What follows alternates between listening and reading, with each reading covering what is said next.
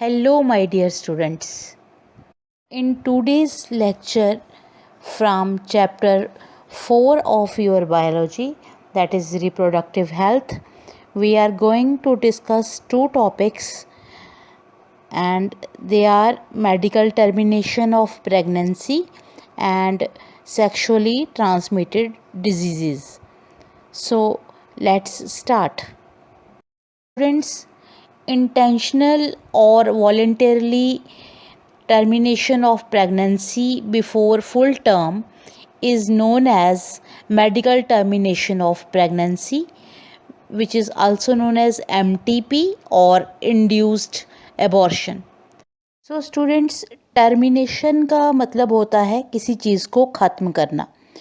So termination of pregnancy हुआ कि pregnancy को ख़त्म कर देना, बट बिफोर फुल टर्म.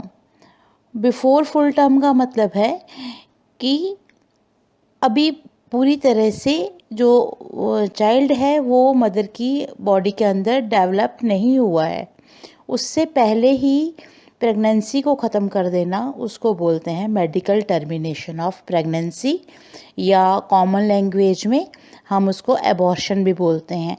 और इंड्यूस्ड एबॉर्शन मीन्स जो एबॉर्शन खुद जानबूझ के किया जाए, that is called induced abortion.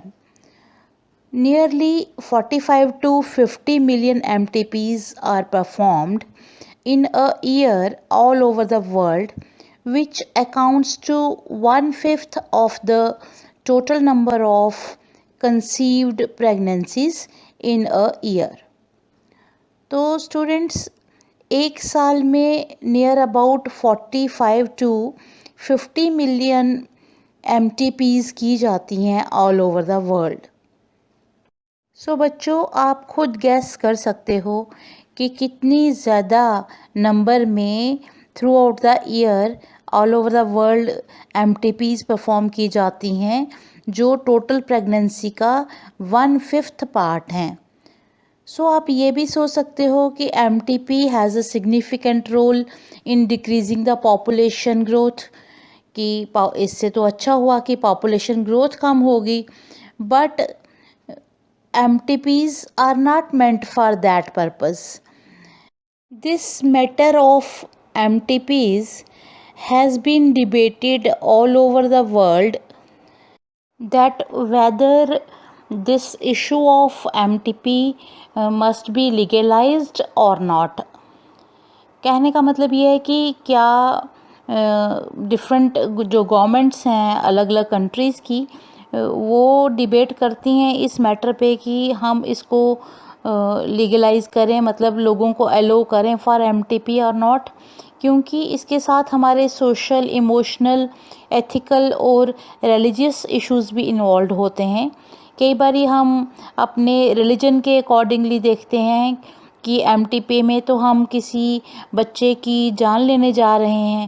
More over, जो मदर होती है वो भी अपने डेवलपिंग बच्चे के साथ इमोशनली अटैच्ड होती है, और एथिकली भी देखें तो किसी को भी मारना कोई हमारे लिए अच्छी बात नहीं है. तो दैट्स वाई ये सारे इश्यूज भी इन्वॉल्व रहते हैं MTP में.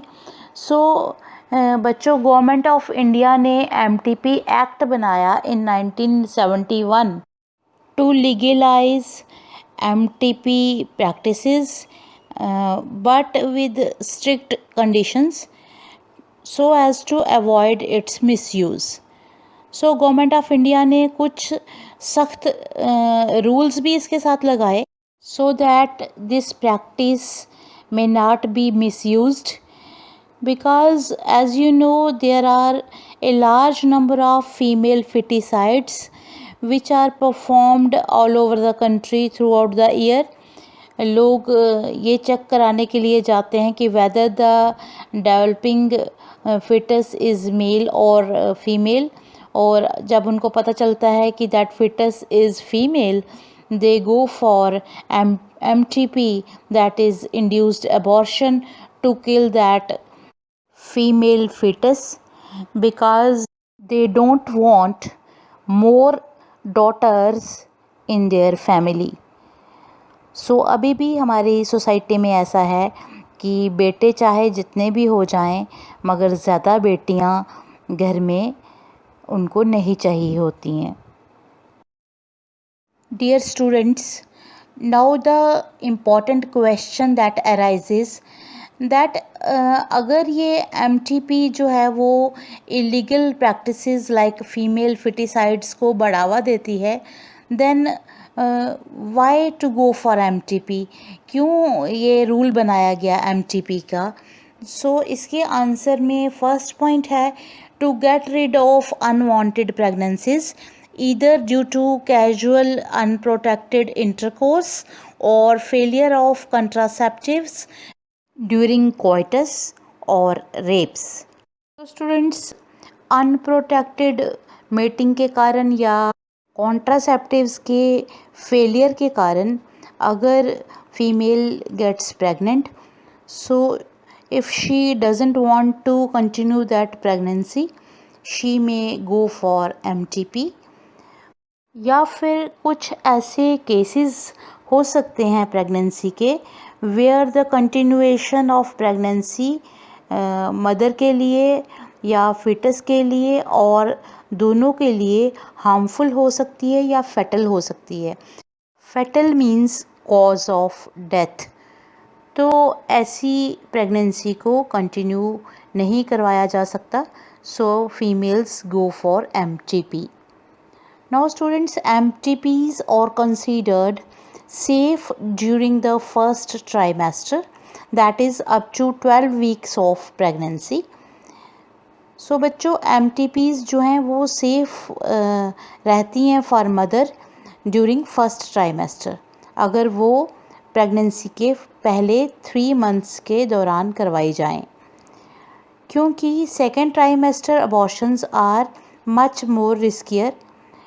एज यू नो कि सेकेंड ट्राइमेस्टर में the most of the organs and organ systems of the fetus start developing.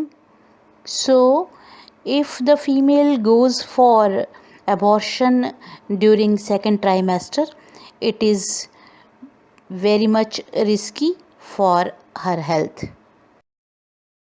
Dear students, आइए बात करें about dangers involved in MTPs. Students, majority of MTPs are performed illegally by unqualified quacks. बच्चों बहुत सारी MTPs जो हैं वो हमारी कंट्री में इलीगली परफॉर्म की जाती हैं उन लोगों के हाथों जो क्वालिफाइड डॉक्टर्स नहीं हैं. So these processes are not only unsafe but also could be fatal. तो जो प्रेग्नेंट मदर है उसके लिए ये प्रोसीजर अनसेफ भी है और कई बार वो फैटल भी हो जाता है कि मदर की जान भी जा सकती है. और सेकंड प्रोसीजर एमनियोसेंटेसिस, जिसके बारे में आपने लास्ट लेक्चर में भी पढ़ा कि during that process sex of unborn child is determined. Foetus की सेक्स को पहले ही उसका पता लगाया जाता है and if the foetus is found female it is followed by MTP. और अगर फिटस का पता चल जाता है कि ये फीमेल है, सो मदर को कहा जाता है कि you better go for abortion.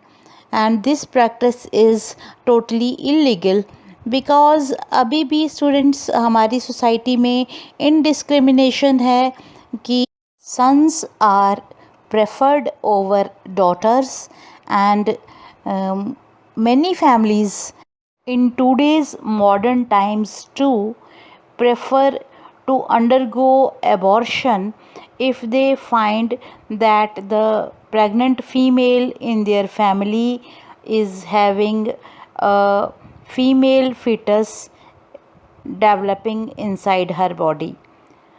So students, to reverse this unhealthy trend, इस अनहेल्दी ट्रेंड को रिवर्स करने के लिए 2 इम्पॉर्टेंट स्टेप्स लिए जा सकते हैं. First is effective counselling of people. लोगों को अच्छे से समझाया जाए कि daughters are equally important as sons, and health of the pregnant mother should be the biggest priority of the family, so she must not be encouraged for more abortions. Moreover, there must be effective counseling on the need to avoid unprotected coitus and use of different kinds of contraceptives. And the second point is to provide more health care facilities to the society at large. Government को अच्छी से अच्छी health care facilities लोगों को provide करनी चाहिए so that they can lead a healthy life. Dear students, the second important topic of discussion of today's lecture is sexually transmitted diseases, which are also known as STDs. So students, diseases or infections which are transmitted through sexual intercourse are called sexually transmitted diseases. So बच्चों, जो infections या जो disease एक partner से दूसरे partner को transmit हो जाती हैं due to sexual mating, those diseases are known as STDs. These diseases are also known as venereal diseases और reproductive tract infections, जिनको हम शॉर्ट फॉर्म में VDs कहते हैं या RTIs कहते हैं. Students, examples of these sexually transmitted diseases are gonorrhea, syphilis, genital herpes, chlamydiasis, genital warts, trichomoniasis, hepatitis B and HIV leading to AIDS. Students, इन सारी disease में से कुछ इन्फेक्शंस लाइक हेपेटाइटिस बी और HIV ऐसी diseases हैं जो transmit हो सकती हैं by sharing of injection needles और surgical instruments etcetera with the infected persons, and transfusion of blood or from an infected mother to her fetus. सो ये जो हेपेटाइटिस बी और HIV हैं ये ज़्यादा डेंजरस हैं क्योंकि ये सिर्फ सेक्सुअली ही ट्रांसमिट नहीं होती हैं, but they can also be transmitted from one person to another person जब वो अपनी कोई इंजेक्शन की नीडल्स को शेयर करें या सर्जिकल इंस्ट्रूमेंट्स उनके शेयर हो गए हों या फिर एक जो इन्फेक्टेड पर्सन है उसने अपना ब्लड दूसरे को डोनेट किया हो या फिर मदर इन्फेक्टेड हो तो उसके फीटस को भी उससे ये वाली इन्फेक्शंस हो सकती हैं. सो बच्चों, हेपेटाइटिस बी, जेनिटल हर्पीज़ और HIV इन्फेक्शंस को छोड़ के जो बाकी सारी डिजीज़ मैंने अभी आपको पहले बताई, they are completely curable if detected early and treated properly. अगर उनका समय रहते डिटेक्शन हो जाए, डॉक्टर्स फाइंड आउट कर लें कि पेशेंट को कौन सी डिजीज़ है और उसका ट्रीटमेंट प्रॉपर हो जाए तो ये STDs प्रॉपरली क्योर हो जाती हैं. Dear students, let's now discuss about symptoms and complications related to STDs कि क्या क्या सिम्टम्स हैं, कैसे हमें पता चले कि a person is suffering from STD. So first is there is itching, fluid discharge, slight pain or swelling etc. in the genital region. So reproductive organs के आसपास के एरिया में या तो इचिंग होती है, या फ्लूइड डिस्चार्ज हो सकता है, या स्लाइटली पेनफुल हो सकता है वो एरिया, या फिर स्वेलिंग एट्सेट्रा हो सकती है। स्टूडेंट्स, मोस्टली जो फीमेल्स हैं दे रिमेन एसिम्प्टोमेटिक, उनमें ज़्यादातर सिम्टम्स नज़र नहीं आते हैं, so they remain undetected for long period of time, and mostly they don't go for treatment or detection to a doctor, because there is social stigma also, कि शर्म के कारण भी लोग जो हैं वो डॉक्टर्स के पास नहीं जाते हैं for the treatment of STDs. But students, late detection causes pelvic inflammatory diseases, which are also known as PIDs, abortions, stillbirth, ectopic pregnancies, infertility, or even cancer of reproductive tract. बच्चों, still birth होता है dead baby का birth होना। जिस बच्चे का birth हुआ है वो ऑलरेडी डेड है। और एक्टोपिक प्रेगनेंसी का मतलब होता है कि जो फीटस जिसने यूट्राइन वॉल के साथ एम्बेडेड होकर मदर की बॉडी के अंदर डेवलप होना था, वो इन प्लेस ऑफ यूट्रस वो कहीं और डेवलप हो रहा होता है, for example inside the fallopian tube etcetera. So ऐसी प्रेगनेंसी भी कंटिन्यू नहीं रह पाती है, और या फिर फीमेल्स जो हैं वो इनफर्टाइल हो जाती हैं, they become incapable of bearing children, और इवन उनके रिप्रोडक्टिव ट्रैक के डिफरेंट टाइप के कैंसर्स भी हो सकते हैं। सो बच्चों, STDs are a major threat to healthy society. So students, prevention or early detection and cure of these diseases are given prime consideration under the reproductive health care programs. जो government ने reproductive health care programmes चलाए हैं उसमें इन diseases की prevention या फिर early detection और क्योर को प्राइम कंसिडरेशन दी गई है. Though all persons are vulnerable to these infections, हालांकि किसी को भी ये डिजीज़ हो सकती हैं, but their incidences are reported to be high among persons in the age group of 15 to 24 years, the age group to which you also belong.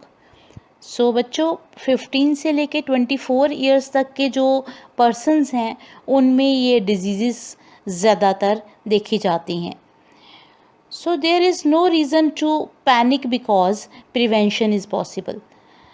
So students, इससे कोई डरने की या पैनिक होने की ज़रूरत नहीं है, क्योंकि इन सारे डिजीज़ का प्रिवेंशन जो है वो पॉसिबल है.